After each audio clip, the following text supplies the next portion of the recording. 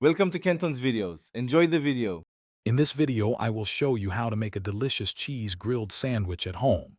First, gather your simple ingredients.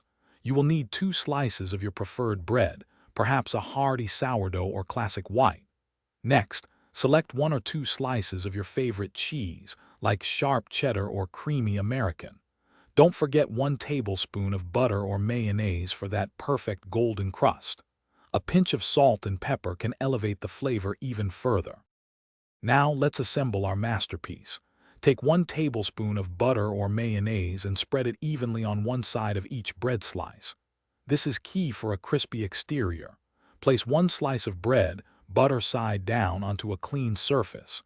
Generously layer your chosen cheese slices on top. Finally, cover with the second bread slice, butter side up, completing your sandwich. It's already looking delicious. It's time to grill. Heat a non-stick pan or griddle over medium-low heat for about 2 minutes. This ensures even cooking.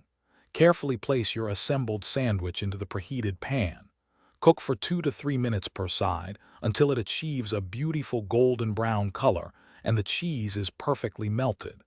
Gently press down with a spatula to maximize contact and crispness. Patience here yields the best results. Your incredible grilled cheese is almost ready. Once both sides are golden and the cheese is gooey, remove the sandwich from the pan. Let it rest for about 1 minute. This helps the cheese set slightly and prevents it from oozing out. Then, cut the sandwich diagonally or straight across into 2 satisfying halves. Serve it immediately with a warm bowl of tomato soup or a crisp side salad for a truly comforting meal. Enjoy every bite. Thanks for watching. Consider subscribing if we helped you.